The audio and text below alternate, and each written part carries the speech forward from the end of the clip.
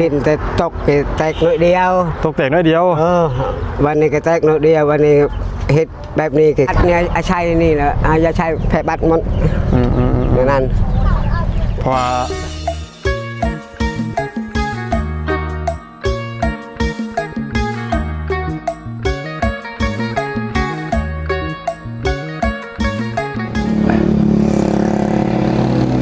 ทักทายสวัสดีเด้อสบายดีเด้อผมเป็นพี่น้องอีกทีเบิร์ดสุขุสุคนจะเป็นทางฝั่งไทยฝั่งลาวต่างประเทศท่านนู้นก็ยินดีต้อนรับเข้าสู่ช่องหน่อยพาเพลินคือเก่าคือเดิมพี่น้องเนาะเนาะพี่น้องกับวันนี้ก็ลุงหลวงก็ได้มาหาทั้งตู้7 ปีพี่น้องเว้ยเนาะก็เห็นแต่ทั้งบ่อเสียงเนาะมาทางชอบบ่อเสียงพี่น้องมาถ่ายแล้วเนาะบอกกันยังไม่ได้เคยเข้ามาเนาะเพิ่งเข้ามาเป็นครั้งแรกพี่น้องเลยเนาะเพราะว่าเห็นทางคลิปบ่อเสียงเพิ่นที่ว่าอย่างนั้นเกี่ยวกับที่บ้านกระต๊อบหรือว่ากระตูกเพิ่นพี่น้องที่ว่าลูกชายเพิ่นเนาะไปเล่นกลางบ้านพี่น้องไปเล่นกลางบ้านแล้วก็อาจจะเกิดจากเล็กน้อยหรือว่าอย่างไรเนาะสุดในวันเนาะว่าไปได้ที่นี่เราไปเล่นว่าง่ายไปจับทดสอบเพิ่นเนาะว่าเขาไม่คาเพิ่นแน่แต่ก็ที่นี่หล่นดูดมือตกเตะก็จากไหนเนาะที่นี่เพิ่นก็มาให้ทั้งพอน้องเพิ่นด้วยลูกชายของอาจจะเป็นลูกชายของทั้งผู้ใหญ่7 ปีเนี่ยแต่รับผิดชอบเนาะเนื่องจากว่าเพิ่นก็คืออย่างที่เห็นในคลิปเฮือนชาเพิ่นก็เป็นกระต๊อบประตูเนาะเพิ่นก็จักฮู้ว่าสิเอาเงินใส่มาสดมาใส่เนาะก็เลยเพิ่นก็เลยให้เราจะได้เอาม่างกระต๊อบกระตูกทั้งผู้ใหญ่7 ปีเป็นค่าเสียหายจากที่ว่าลูกเพิ่นเนาะพี่น้องรบกวนเนาะจากรถพี่น้องอยู่บนทางผมมีเงินชดใช้เนาะเพิ่นก็เลยมากเอาเพื่อนหรือว่าเอากระต๊อบจักจะไปจังไรแล้วเนาะไม่กับว่าได้เห็นนั่นดอกพี่น้องไม่กบไม่เก็มธรรมดาแล้วเนาะกระต๊อบแบบมีไม่48บ่มีดอกเนาะแต่เพิ่นก็อาจจะบ่มีทางเลือกหรือว่าเดินเนาะพอตำรวจก็บ่ค่อยฮู้รายละเอียดพอปานใดพี่น้องเนาะนั่นแหละก็ได้ก็ขึ้นไปถามไปไทยเพิ่นเนาะพี่น้องว่าเพิ่นเฮ็ดแล้วบ่หรือว่าอยู่กินจังไดเนาะผู้ใหญ่7 ปีว่ะเขาเบิดแต่เมียหนีป้าเนาะสายยาเพิ่นเนาะพี่น้องเนาะถามว่าไปป้าไปกันไปเนาะนี่พี่เนาะมองสิขึ้นเฮือนเพิ่นทางเป็นหลักชั้นขนาดเป็นอันที่แบบว่าขึ้นแบบบ่ระวังในก็คือว่าเลยพี่น้องเว้ยราดเหมือนล่มลงไปในปากคาบกินในแขวที่ยอดได้พี่น้องเว้ยนี่โอ้ยเนาะเอาอะไรก็เอาเฮ้ยอันนั้นเห็นเมิน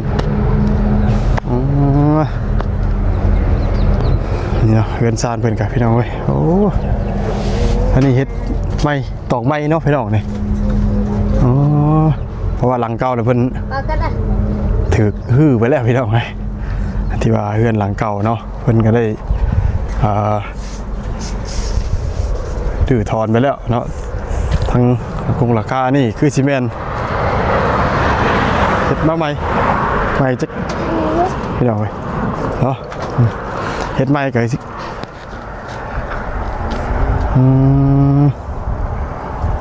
ขึ้นมุงโซข้าวเนาะพี่น้องเว้ยแม่นบ่เนาะหลังจะพุ่นบ่โอ้พุ่นเนาะเห็ดใหม่พี่น้องพุ่นนี่ก็เสร็จใหม่กันแล้วเนาะพี่น้องเอ้าหน่วยก็ยังได้ละเอียดหน่วยก็ยังบ่จ้าแจ้งเนาะพี่น้องเนาะค่ะ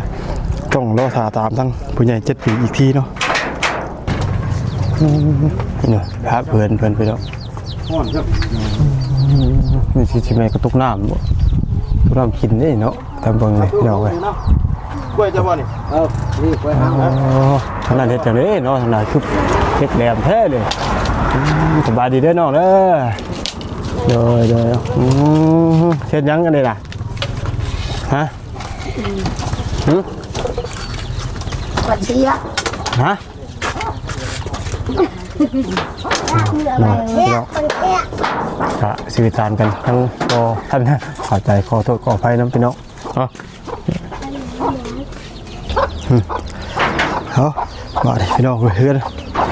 มันก็เด็ด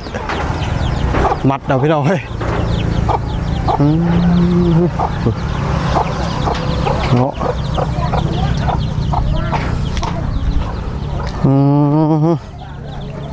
ใส่มัดเอาพี่น้องเอ้ยเห็ดปูซับไม่กระพากเนาะ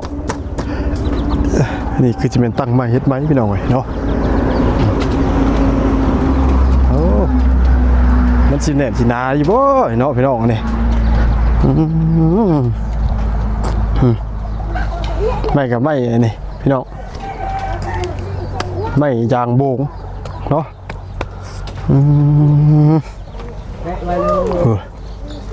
ฮะไปเนี่ยกับทางประตูมันก็มาพูดประตูโอ้ยมาพี่จ้ะโอ้ยเนาะโดยสบายดีประตูอันนี้นี่เพื่อนเฮ็ดไหมบ่โดยโอ้เฮ็ดเองบ่นี่นะเฮ็ดเองเอาเชือกเนี่ยเฮาบ้านเชือกติเชือกนี่เอ้าบ่แม่นเอิ้นเอาติ๋วไม้บ่ว่าไม่บกเลยได้โอ้เพิ่นเอิ้นเชือกพี่น้องไว้เอิ้นเชือกอันนี้เฮายอมบ่มีเลยนี่เงินก็บ่มีหยังนะบ่มีอันใดบ่มีนี่ตะปูนี่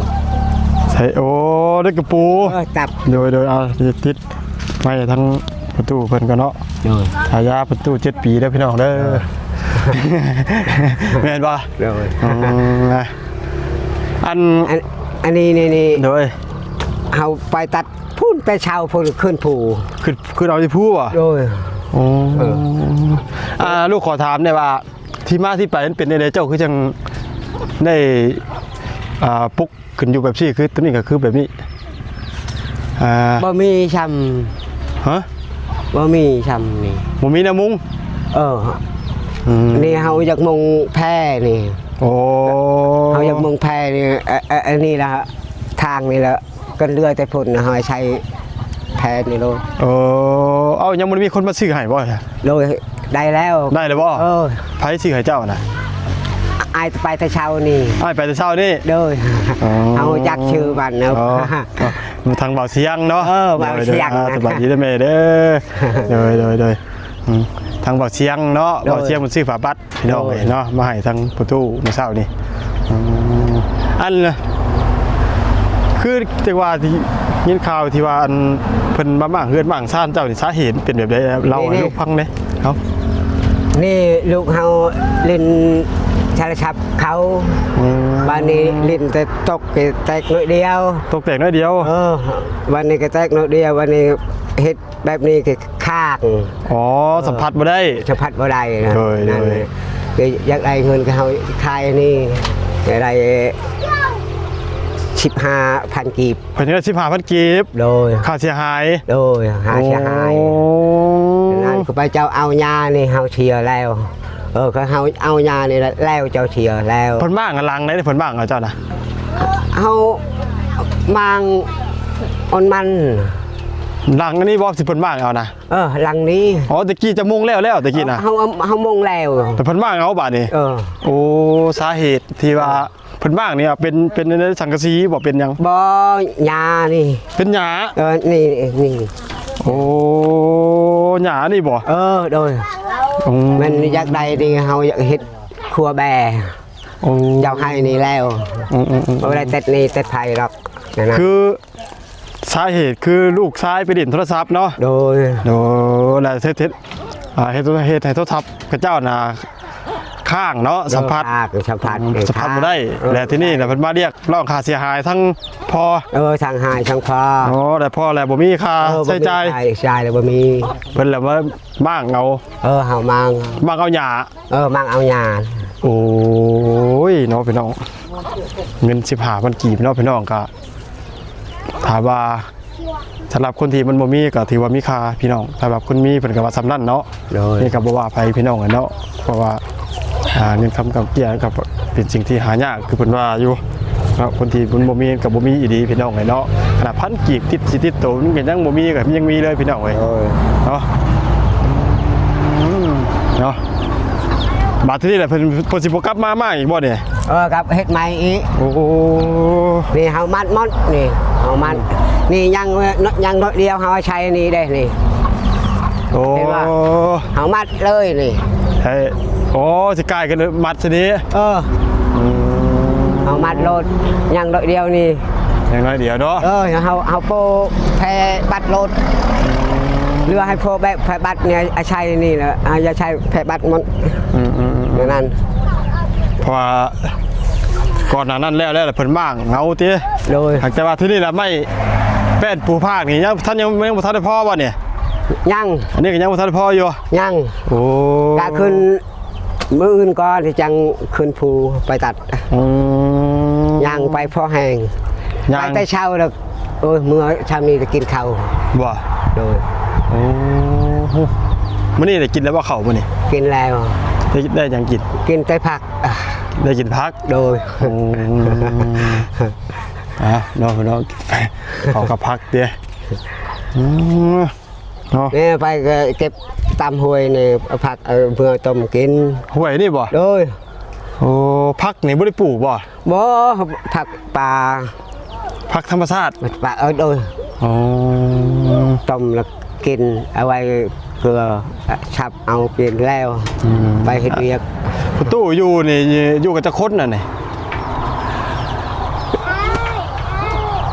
อยู่ทั้งครอบครัวเจ้าอะนะ มาถึงครัวเฮาน่ะ นับเบิ่ง มวยว่าไปโปนะ โปนะ โปนะ โปนะนี่คือชี ชี ชีนี่ลูกบ่ ชีลูก 4 คน โดย รวมทั้งพ่อทั้งแม่6 คนเนาะ 6 คนเฮาบ่ฮู้จัก โอเคป่วยคนนั้นเนาะพี่น้องเฮ้ยเพิ่นนับอยู่อาจจะคือจังว่าข้าวน้ำจำปาก็คือจังว่าพ่อกินบ่แม่นติ บ่ พ่อกินบ่อยู่กัน6 คนเอาพ่อกินแล้วเจ้าหาใช่จะกิน อยู่โอ้ยเฮาอยาก ฮะ เอ้าเจ้าหาได้หาแต่เจ้าถึงมิตรแบบเงินชื่ออันตะปูยังบ่มีล่ะทีนี้เงินชื่อเขาเจ้าจะเอาเงินใช้ชื่อ นี่แน่ ด้วย ก็บ่มีเงินนี่ก็เฮาอดใจบ่มีเฮาบ่มีเฮาอดใจแล้วกันเฮาเฮ็ดเฮือนก็เฮาแชกไม้บงนี่เฮาเฮ็ด เนาะบ่มีเงินนี่อดใจ อดใจบ่มี อดใจได้คือโมจะบ่มี เนาะ แล้วเมียเฮาเว้าไปโมก็เฮือนก็งามได้ ด้วย รถก็มี ด้วย เบิ่งเฮือนเฮาเจ้าเมื่ออยู่เฮือนเฮา ด้วย เฮือนก็บ่ได้งามแต่ข้าวกินก็บ่มีเงินก็บ่มีเฮาอยากปะเด้อเจ้า ตาอยู่ผู้เดียวเฮา มีอะจะเป็นตู้นี่บ่ โดย โอ้แม่นบ่เป็นตู้ฮะแม่นบ่โอ้ ไปอยากได้คือโม อยากได้พญางเฮือนอยู่บ่มี เพื่อนกับบ่เพื่อนกำลังน้อยๆข้าวกินกับบ่มีแล้วนี่ป้าบาดนี่ ปะ เนาะเนาะพี่น้องดูก็ได้ยินแต่ทั้งเพิ่นเล่าเบิ่งแต่ในช่องทั้งเบาเสียงทั้งนั้นเนาะเพิ่นว่าเข้าเบิดแต่แม่หนีป้าบ่เนาะแม่นความจริงเนาะ โดย โอ้บ่ได้บ่นูไปเองไปเด้อพี่น้องเด้อนี่คือทางประตูเพิ่นบอกเองเนาะอันนี้ลูกบ่นี่ นี่ลูก อ๋อนี่จ้ะ นี่เลยลูก นี่ก็ลูกผู้หญิงเด้อจ้ะ ยังผู้หนึง ผู้หญิงกับแม่นบ่ บ่ผู้หญิงแบบนี้ เอาแบบนี้ดิแบบนี้คือไผเนาะบัดนี้หลานบ่หรือใด ลูก ๆเอาลูกอีกเอาผู้นี้น่ะลูกอันนั้นบ่แม่นเนาะ บ่ แต่คนได้ไปเฮ็ดโทรศัพท์แตกนะ อันก็ใหญ่ๆนี่ก็ไปอยู่พุ่นน่ะไปเพิ่นพอใช้ กลับมาถึงว่าแต่ขนาดว่าแตกแบบนั้นเนาะเพียงแต่ว่า เขาว่ายอมแล้วพอนี่ ยอมเด้ เลยยอมเลยยอมเจ้าแล้วนี่ก็ไปเจ้าใหญ่ไปนิดนึงไงจักปีลูกเจ้า qua leo qua leo 7 ปี กว่าแล้ว7 ปี rồi anh đây non nè โอ้ đây non mà mình nhảy leo น้องเพิ่นใหญ่แล้วเนาะ rồi แต่เพิ่นน่ะอายุเพิ่นน่ะกว่าแล้ว7 ปีเนาะ rồi แล้วประตูจักปีจ้ะประตูนี่ ราคา7นี่แล้ว ราคา7 ปี 8ยังเฮาฮู้จักเฮาไม่ฮู้จักแล้วอยู่เฮา โอ้ ลืมแล้ว เนาะก็ถือว่าบ่เป็นหยังพี่น้องเนาะเพิ่นก็จำบ่ได้พี่น้องเอ้ยเนาะเพิ่นก็สมฉายาเพิ่นพี่น้องประตู7 ปีชื่อแท้ๆชื่อว่าได้ใดดุง อาเรียกฮะ อาเรียก อาเรียก rồi โอ้ชื่ออาเรียกเนาะเลยเนาะชื่อแท้ๆเพิ่นพี่น้องบ่แม่นผู้ใหญ่7 ปีเด้อชื่อเพิ่นน่ะคืออาเรียก cái ai qua mà ôi chào với hồi chặt ơi cái sư cả hầu bập bệt này hầu với hồi chặt cái tay lục hít cả hầu với hồi chặt น้องผู้ใหญ่แล้วก็อารมณ์ดีนะพี่น้องเลยแล้วก็ได้ แต่เฮ็ดดีให้เฮ็ดดีเฮือนนี่แกกินแกอยู่ในนั้นแหละ เนาะหมายว่าเพื่อนชานกับพอทำนี่เนาะพี่น้องเขาน้ำจำปากันยังบ่พอกินแล้วก็อารมณ์ดีเรื่องเนี่ยพี่น้องแล้วก็คือว่าตามปัญญาใส่ของเราเนาะแล้วก็มือนี่ได้ไปได้มือนี่เนาะมือใช้รถแล้ว มือนี่จะไปหาก่อนหาอย่างมาใส่แต่ที่ผ่าบัตรมามุงผ่าบัตรที่ว่าทั้งอันบ่าวเชียงเนาะซื้อมาให้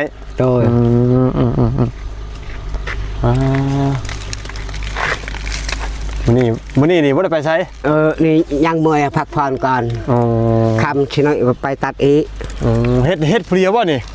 โดยเฮ็ดผู้เดียวแล้วอันนี้แบกอยู่พุ่นเมียชอยโดยบ่กะลูกชอยแบกไปพุ่นแล้วเฮาเฮ็ดผู้เดียวเฮาบ่ยันเมียหนีป้าอีกติฮะบ่ยันเมียหนีป้าอีกบ่อย่าลูกอยู่ผู้เดียวเฮาเบิ่งเพื่อนไฟงามเพื่อนเฮาบ่ได้งามเฮ็ดได้เงินคำก็บ่มีดิตายแล้วอยู่ผู้เดียวเฮากินทำได้ใช่สามีเนาะอยู่น้องพี่น้องเพื่อนตอนแรกท่านตำรวจคิดว่าล้มพัดเพื่อนเนี้พี่น้องไปแล้วว่าทั้งเงินกูกรณีมากเอาหยาย้อนเงิน15,000 กีบเนาะไม่กับไม่ยังนี่เจ้าไม่ยังนี่ไม่มันคายยางบงไม่ยางบงโอ้เจ้าถากไปคายบ่โมเฮาฉากเอาอันนี้มูเจ้าเอาถากเอาเปลือกมันไปแล้วทีนี้ต้นมันนี่เพิ่นบ่ได้เอาเนาะโอ้บ่ได้เอาแต่ไม้นี่นี่เฮาเฮ็ดพื้นนี่อ๋อนี่เฮ็ดพื้นโดยจะตั้งไผอยู่พื้นอยู่ไผนี่ไม่นี่คือไม่ยางโบงพี่น้องโดยโลเท่าไรเพิ่นขายล่ะโอ้เฮาบ่ฮู้จักบ่ฮู้เนาะโดยอันนี้เจ้าได้เอาส่วนไม่ที่เพิ่นป้าเพิ่นทิ่มน่ะมาเฮ็ดต่อเติมเพื่อนเนาะโดยโอ้ยเนาะน้องอย่าบ่มีใจปูกับบ่มีตอกเนาะอยู่ใจมัน